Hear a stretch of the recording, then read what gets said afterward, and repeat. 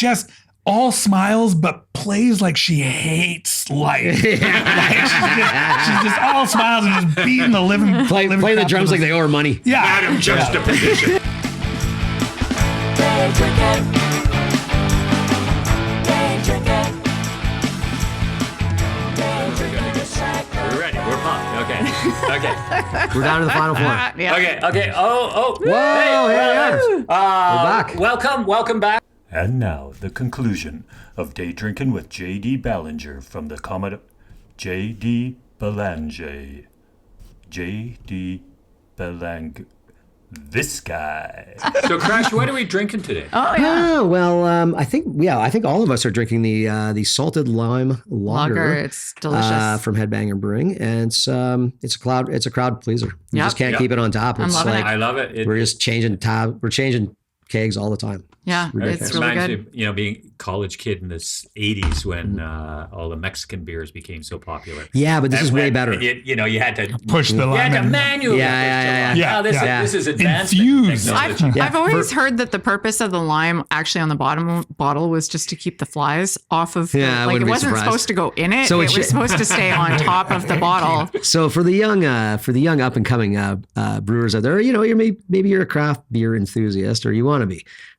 Don't put fruit in your beer. I like fruity beers. I like fruity beer. They go to restaurants. Do you know what it's like? You know what it's like? Beer. It's like going to a Michelin restaurant, okay, ordering the steak, okay, they bring it out and you grab the bottle of ketchup and you put the ketchup on the steak and then you put some pepper, okay? Like, at least eat the steak first. Try a bite and say, Before it you needs know, ketchup. yeah. Okay? At least try it first, okay? Don't put the fruit in the thing. If the brewer wanted fruit in the thing, he would have put fruit in the thing. Small. And so this is lime beer, is what you're saying? Well, we fruit in the bake thing? I'm just it asking, in. is So it- and no, it's not fruit actually. It's the peel from the outside. It's the rind. The peel Right. of the the zest. lime, which Yes. is a... Right, that we decide how much we want it's in a it, fruit. not It's a you Yeah, I'm pretty putting sure. stuff think it's in a your beer. No, because I see what you're saying. The I brewer get it wants now. to do Okay. that, they'll put it in like you did. Hey, you're the customer. You can do anything you I want. like my fruity beers. I just want to circle back though to something you said, and it's a sidebar. Why is a tire company giving out stars to? Oh, there's a wonderful story about discovered it. this like a few months ago. When I she realized discovered it was this. literally the tire company, and Yeah, I it's think a tire. It is the tire company, and Yeah. it was because they wanted people out driving around, and they realized that. And this is in France, okay, because it's a French company, and this all started in France in the 1930s. 1940s. Like cars were kind of new. People were just getting cars. It was kind of like more hoity-toity people really that had cars. Yes. And so the Michelin Tire Company made a guide of like, hey, here's where you should stay on your trip between like Toulouse and Marseille or Marseille and Paris, and here's a great restaurant that you should check out. And like, so it was basically them making a guide and so that people would drive and they were sort of like encouraging this new fun hobby of like driving around the countryside and going on a little trip and going on a little I got vacation. it. And of Okay. course, what they soon found out was that the restaurants that they recommended were going bonkers because all these people were buying the guide and going, well, we have to stop at like, Joe's Clam Shop. Yeah. He's got the best clams. Everybody knows it, Le clam de Joseph. And I don't know how to say clams in French. But you got Joe great. Yeah. As a French person who's named Joseph, you did amazing. He likes my accent. So they soon realized that the money, the business here was actually in the naming of the restaurant. So it's a sad day you don't learn something. That is how a tire company became Recommending our restaurant restaurants. critics. Restaurateurs. Amazing. By the way, I learned all this on a French podcast, so there's a chance I got some of the details wrong. I got like 85%. It's still almost an A. It's a B plus history lesson. It's a B plus. I'm going to own it now. There you go. Well, here's a real question for you. Do you have a hockey team you like? Do you watch hockey? Are you a hockey guy? You can't work at the Commodore and not. Oh, Okay. interesting. Yeah, I Lots of am, hockey players coming. I am not a hockey fan. I am not a sports fan really much at all. You cannot work at the Commodore and not be. That's other than like news highlights. That is the only thing that's ever on in the crew room, and the rest of the staff there are all addicted to it. Okay. Today I learned So- I could get a job at the Commodore. Yeah, so I personally, everything I've learned about hockey, I've learned since I've started working at the Commodore. Right. Okay. That being said, ever since I was young, I've always been an Oilers fan. Oh, okay. And it's Yeah. I knew it was going to be Oilers. It's even better now that I work at the Commodore and they're all Canucks fans. Yeah. Because I can be the one that shit talks them, Yeah. and then afterwards, The last few years, that's for sure. yeah. Well, and then also tuck tail between my legs when I need to. Yeah. Right. Yeah. But it's also there the you fact go. that they know I know absolutely nothing about it. So when I shit talk, it's not very well. Yeah, it's like, this guy again. But Gretzky. Yeah, exactly. Yeah. And it's like, yeah, okay. Yeah. What can you say? But no, those boys know more about hockey than I'll Right. ever be able to forget. For It can sure. be a bit of an obsession. Yeah, I can speak to that. These two are the biggest hockey nuts Oh, that's awesome. in the planet. Yeah. I love Yeah. it. I got a good question. Is there a particular piece of gear that you see somebody walking in with and you go, ah, shit? Or on the converse, is there a piece of gear where you go, oh, it's going to be sweet? That's a great question. Probably a grand piano, I bet. Grand pianos are just tough because we can't take them up the elevator. Right. Baby grands we can get in the elevator. We just have to put a lot of packing blankets on. Yikes. Right. But What a job. Grand actually has to come up. You know those winding stairs? Yeah. We have to No. strap The front. those, and all of us have to. Gee twist around whiz. the whole So way. like if Sarah McLaughlin's playing. Yep. Oh, Yeah, So- I'm very, very thankful for the piano shells that everybody uses nowadays that look like actual grand pianos and just have an actual rolling Sweet. keyboard in them. So really? for those who Beautiful. don't know the Commodore, can you talk about explain those stairs going up? So from the back alley, there's it's very unnoticeable that you're out front of the Commodore unless there's music happening. You don't really know that that's where you are. But before the stairs, there is a double door elevator that opens up, and this is not an actual elevator. It's a winch attached to a spooky metal cage. That spooky metal cage is how all your equipment comes up, and no people go in there except when we need to service it, and I get thrown in there. Yeah, but Here's your parachute. the stairs themselves beside, when you come up the stairs, it's literally like 10 stairs and then a platform, and then you go around a corner and then another 10 stairs and then a platform and then another 10 stairs and then a platform onto the stage. Just big enough for a grand piano. Barely big enough. And there's a Wow. rail in between the stairs. So in order to Yes. get that grand piano up, you have to get above the rail and then be able to drag, basically pull everything up using that rail as kind of a balance while not letting any of the weight actually be on there. Man, that's the day you call So it it's sick. a lot of people with a lot of straps doing Don't like. scratch my piano. There's another way. I know every scratch.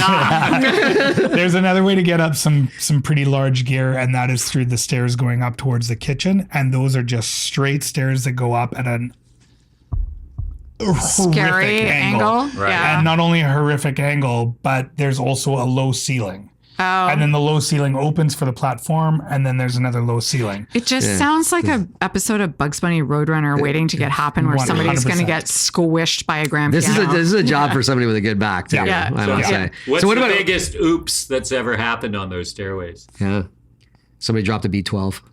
No, you know what? We're usually pretty cautious on the stairs. The biggest oops happen to the people, not the equipment. As stagehands and techs go through a lot of. We need a lot of muscle therapy. Like we're pretty bruised up and battered. Even on an easy day at the Commodore, we're usually still pretty bruised up and battered. Yeah. But Yeah, on 4x12 those- is still a 4x12. Yeah, you know? but on those days it's pretty challenging. Yeah, there's some rough ones. But as far as equipment goes, I think the only thing that I can think of that really got damaged, and it was a repairable damage because it was all fabricated. So once it got up, we just refabricated it. But it was a band called Dragon Force. Oh, I know those guys. Herman Lee. Super fun. What a player. Super, super fun. What a And man, player. I could tell you all day about that show. It was so much fun to have, again, an arena show at the Commodore where they had Virtuoso shredders. They had giant arcade machines. Right. They were literally big enough that both Herman Lee and the other guitar player, man, I wish I could remember his name. Yeah, me too. But the two guitar players literally came up on the behind them and stood up on top of these machines Wicked. and played. Yeah, Now, wicked. you know the roof at the Commodore on stage. By the time they got on, we had to shut off the moving lights because the moving lights Too would have hot. hit their heads. Would have hit their heads. Yeah, okay. They were Yeah. right there. Wow. And so it was a challenge. It was super fun. It'd be like getting a skull X-ray at that point. Yeah. but those boys, when those things came out of the truck and we're like, wow, man, these things are monsters. Like they're wider than this bar. And then just beasts. And they were fake. Like they were basically just shells with plasma TVs or LEDs inside. But yeah, while we were coming up those stairs, one of the LEDs fell out Oh dear. of there. Yeah. So again, caught, it didn't break the LED, but it was like, oh no, all of us stagehands are like, what are we doing? Right, Oh no, right. we're so sorry. And they're like, it's fine. They're 5 tech guys all come in with the gear and we're loading everything in and we get all that done. And then we have to start building, they have to start actually building the stairs, their risers going up to the top of these cabinets that they brought in. And so these arcade cabinets, they start building the stairs and the one guy comes up and I was like, I didn't see this road guy at all. Like I just did not see him with all the other guys. But he's like, hey, where's the electric drill? Where's the corded drill? And the other guy goes, it's in one of the Rubbermaid or one of the milk crates that we brought up. Yeah, these guys, big, huge touring act, come in with like milk crates full of crap. And I've he's always used the milk crate. yeah, and he's like, oh, okay. And he heard that during this was right after COVID, and he heard during COVID I was working construction. And he's like, oh, okay, just so you know, like our construction methods may not be up to par. And I was like, whoa, dude, it's fine. I was a safety officer. I'm not concerned about how your construction is as long as it's safe. And he kind of looks at me, looks down at what he's doing. He's like, that's the thing. yeah, maybe turn the head. Then. Define safe. Yeah, he starts drilling these makeshift stairs going up all the way up to this cabinet and stuff. And I was like, these guys are so much fun. I'm joking around with him. Herman Lee, since the moment we walked in, he's twitching everything. Like he's busy. Like everybody in the band is working from the moment they walked into that like venue. that. They're doing things. They're doing stuff. And yeah, so I'm They care about the show. yeah, and I'm joking around with this guy. We're slapping back and forth ribs about like construction things and stuff like that. He gets it all built and stuff, and he's like, okay, I gotta go get ready for the show. He was the other guitar player. It literally was their he was their carp. He was the one doing all the Nice. carpentry Insane. and stuff. Nice. And I'm just like, man, there's those stigmas that you have about like big bands, and especially because I've worked in so many metal bands, like they're, and then you. It takes a lot of practice time. Yeah, 100%. Hey, man, if you're sleeping and you don't drop that guitar, that still counts as practice. But yeah, It's just having it close to you. yeah, that's right. But yeah, like working with some of these guys where I'm like, wow, there's some people that are they are the entire package. There's a reason why they're Right. where they are. Typically, the toughest stuff to deal with coming off of the truck is backdrops, things like that. Not backdrops, sorry, but like Meals props. on scène. Yeah. Right. Like they're because those are usually delicate and they require finesse. Right. That being said, there's Yeah, it's also like paper mache. yeah. Or things that are on such crazy angles. Stonehenge. Stonehenge. Exactly. You got a 12-inch Stonehenge. Yeah. You got to be careful not to crush it. Yeah. So what's your typical day if you've got a pretty serious gig? Okay, again, typical day at the Commodore is we walk in, all of us get together right at the beginning, hopefully before the band shows up, but usually their crew is already on What site. time, give or take? It depends on the show. It can be anytime. Like there's a lot of later gigs that we don't have to be there until 1:30, and then there's some all day gigs. We just did Ginger this week with big metal band from Ukraine. Mm-hmm. Awesome, great to work with, great crew, but it was a long day. We had to be there at 10 a.m. and it was nonstop. I bet, and you're probably like on a show like that, you're not out of there probably till like 1 a.m. 1:32. Yeah, I was out at 1 a.m. I think that by the time they got the truck packed and out, it was probably closer to 2. Right. Wow. yeah, So yeah. you're definitely like, it's 14, 16-hour days. Always. Yeah. Holy It's a hell. long way to the top if you want to rock and roll. That's right, yeah. Now, and you get paid like the whole time? Like, Yeah. Commodore is great. Most of the time I am the all-day hand. Right. So I'm there from beginning to end, or I'm running sound. If you're running sound, then yeah, you're paid to be there the whole time. right. In case something goes wrong. Other venues, the Commodore also has, like, I've come in myself for 4-hour call in, 4-hour call out. And that usually means you're missing the show, but you're coming in to get all the gear brought in, get the main band set up, and then you're gone. Then you're cut. Support bands and whatever come in, that's somebody else's problem. They can deal with that. And then you come back in usually midway between the headliner's set. You come in, you strike, and you get them out. Right. Wolf Mother also just happened last Yeah, week. my friend went to that. And Wolf Mother was awesome. And I only did a 4 and 4 because I was supposed to be booked that day, and then I got canceled. I was like, hey, is there any chance I can still get in on Wolf Mother? And they're like, yeah, but just an in and out. I was like, Right. perfect. Because you take can it. stay if you want. 100%, and I did. Yeah, good, yeah. And I did. Yeah, and again, that was my second time seeing them there, and they're just incredible. Yeah, they're Oh, right. And again, okay. super easy to work with. Nice. Earlier, when we were throwing out who we thought was the most difficult to work with, you had said Punk. Mm-hmm.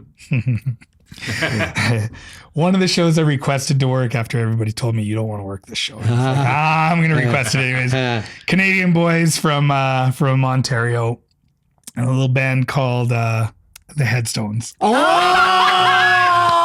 They come up from time to time on this podcast. Our very first episode, we had two Hugh Dillon. personal stories about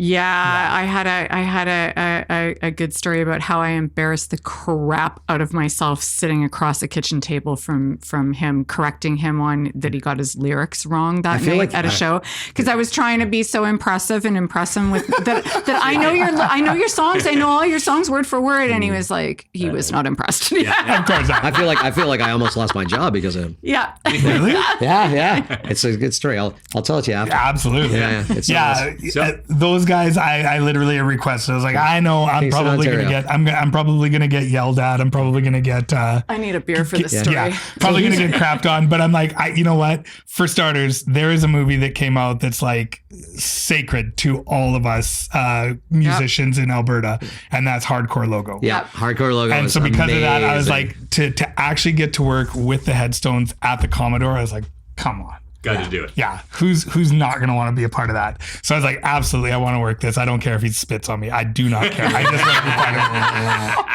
of it. Hugh was great. He's Was he? definitely temperamental. He's definitely all the things that you'd think, but he was great. He was absolutely great. But there was that moment of like, wait, I don't think he's actually a dick. I just don't think he knows the lingo. And so like, he literally turned to his guitar player and he's like, can you explain this to the guy? And the guitar player was super simple. He's like, just walked us all through it and stuff, and everything was great. And at the end of the night, that same guitar player who ended up communicating to the rest of us on what needed to be done The translator. practically molested me in the elevator. He was like, oh, this is such a great time. Give me this bear hug while I'm hauling his amp. And I was like, it was awesome. And it was one of those things where I'm like, yeah, Oh my you know God, what? so Punk good. bands, yeah, they get a rap. But yeah, there's, Yeah. and again, part of it too is I'm in a venue that people are happy to be at.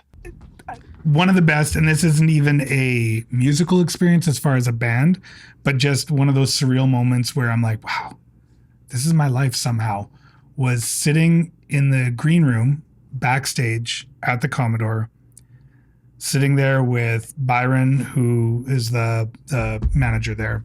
So sitting there with him, a couple other people, the lighting director, the sound operators, Fred Penner, and Banner. Better. and oh shoot, Mr. Rogers? no, help me out here. Bare Naked Ladies. Oh, Stephen Stephen Page. Page, Stephen yeah. Page. watching Fred Penner and Stephen watching Page. the Junos, Ah! sitting there and just like and looking around the room and being like, how did this end up being my life? Like there's multiple Junos in that room. Yeah, there's so freaking Yeah. cool because Yeah. everybody that works at the Commodore that's not me all has pedigree behind them. I don't know if you guys know this because they don't talk about it, but like the lighting director has toured very extensively with Trooper. Right on. The Mike, the guy that does your monitors, has been on tour with Priest and Pantera. Like, it's very, very humbling to be in that group. And then Byron himself, like with the Odds, with Barney, like there's so much, like just everything that we grew up with in that room all at once, sitting there watching that with these guys while they're talking about the hockey game. Yeah. And I'm like, we're watching Corey Hart win an award or something. And I was like, this is really, really surreal right now. And I remember that being one of those moments where I was like, wow, I cannot believe that this is my life. I'm so thankful for the choices I made. Nice. And again, we're not talking about a high-paying job or anything like that. We're talking about a love, like an absolute passion that just became life. It's great. Wow. When the PA first got tuned and when we were all there and it was just the core Commodore people and myself got to be privy to this. When we first tuned the PA and Paul comes over to me, the front of house guy comes over and he goes, well, what do you want to hear? I was like, you know me, I want to hear Pink Floyd. So he just cranks Wish You Were Here. And I'm kind of floating around, listening in different areas of the room, listening to how the PA's bouncing off here, bouncing off there. I'm looking around and everybody's kind of in their own little sections and everybody's on that verge of tears. They're like just magical empty space full of all the history, you know? It's just incredible. Band-wise, man, I couldn't even begin to tell you some of the exciting things. One of my first jobs there when I first got there was I got to do 2 days with Collective Soul. Oh, yeah, right on. And what a story of those guys. Yeah, and they were absolutely great. But the opening band they brought in was this little kid band. And I say little kid, they were like, literally, they needed their father. Their father was the guy that drove them up here from Calgary. So it was a Calgary band, just a 3-piece. They were called the Static Shift, and they came in, never really played before. They won like one of those, not Star Search, but what is not The Voice or something like that. Anyways, one of those ones. They won one of those and ended up getting this really, really awesome gig to go out touring with Collective Soul. And so there they come into the Commodore, and these are Alberta boys that are just like me, only way younger. Yeah. And they're like so excited to be in here, and they're so happy, and they're so like sweet, and probably not as innocent as I'd like to think they were, but like there was just some sort of innocent thing. They came on stage and sounded like Led Zeppelin. Like they blew my goddamn mind. I was just like, wow, are these guys ever potent? Like how old do you think they were? The youngest was 18. So he wasn't old enough to drink here. He was old enough to drink in Alberta. Yeah. And I think that was the singer guitar player, like the lead singer guitar player. And then the bass player, I believe was, oh man, I'll get it all wrong. But I think the bass player was the oldest. But yeah, they were just genuinely so sweet, so thankful for the opportunity that they had, but also just incredible musicians.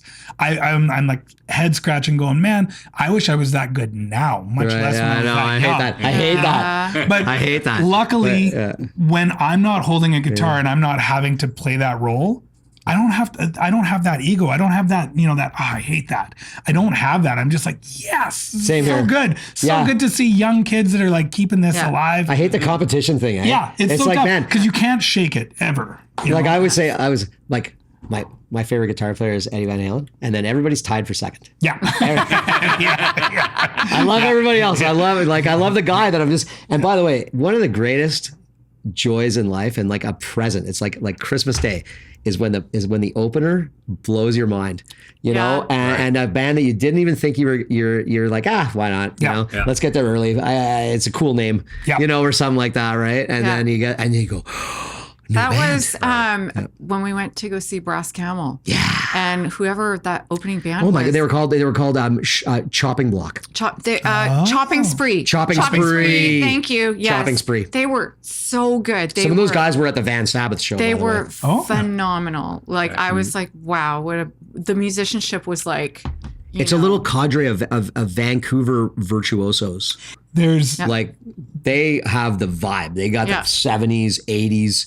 Was They so- got yeah. that go in their veins. You know, Yeah. they're coming out there with the big lapels and the sunglasses. Just owning it. Yeah. Oh yeah, and the double neck guitars, Yeah. right, and the B12, and you're just like, what? It's like I'm seeing ELO, Yeah. you know, in Yeah. 1975 or something Yeah. like that, right? Yeah. Like, Yeah. they're so cool. Like anybody, by the way, you know, I think we say it all the time, but if you get a chance to see Brass Camel, Yeah, go see Brass Camel. Camel. Yeah, they're so good. And yeah. chopping spree. Yeah, Chopping Spree is Who will probably be amazing. opening up Yeah. for them. Yeah. You know, you hit on something, and that's opening bands, support bands, and stuff like that. That is some of the best moments at the Commodore. Yeah. Absolutely. Partly because also as sound techs, a lot of times we don't get to do sound for the main band, for the headliners. They bring in their own sound crew, they bring Right. in their own lighting crew, Sure. stuff like that. Right. Right. But support, we end up getting to have a bigger hand in. And so because of that, we end up getting to indulge. You know, we get to Oh, enjoy that interesting. side of it. Yeah. And because the people that work in that room know that room better, know the equipment better, a lot Right. of times those support bands end up coming out sounding a bit better. Yeah, I'll bet they do. Yeah. Yeah. And so there's that aspect of it too. But really it comes down to some of the times you just get those surprises. The first time we did Gary Newman. I so want to do Cars. So good. First time we got to do Gary Newman, the support band that came in were from New York, and they showed up in this battle wagon big van. It was this beast of a green van. Hotel, Yeah. transport truck. Open up and I'm like, you know, jumping out there first thing by the elevator in the back alley. I go to open up the door, and the guitar player goes, whoa. Don't open that all the way or it'll fall off there. Okay, good, great. And in their rider, they'd sent us the rider earlier, and they said, hey, please don't pick up any pieces of guitar off stage. And I was like, okay, that must just be a typo. Song number one, and like these guys come in with the most rattiest beat up, like not just guitars, drums, amps, everything was just the rattiest, most beat up stuff. Little 3-piece band from New York. Guitar player, first song in, takes his guitar, just hucks it in the air and walks away. Lets it just come crashing down. First song. Then he picks it up and continues to play the rest of the set with it. Does not retune, does not do anything. It's the only Tunings for yeah, wimps. it's the only tuning for people that don't know how to adjust. I make it work, baby. They're the only band I've ever seen where their merch came in a Rubbermaid tote, and it wasn't shirts, it wasn't hats, it wasn't koozies, it was guitar pedals. Their entire merch was guitar pedals. They have their own boutique guitar company, and they came in with a bunch of fuzz and distortion pedals that were $60 to $80 a piece. That's not bad for a pedal. That's pretty good for a pedal. Incredible Yeah. for a pedal. And these weren't just the pedals they were pitching; they were the ones on stage that they were using. Band's called A Place to Bury Strangers. I know it's kind of it's a very long name, but A Place to Bury Strangers, and they opened for Gary Newman, and I will.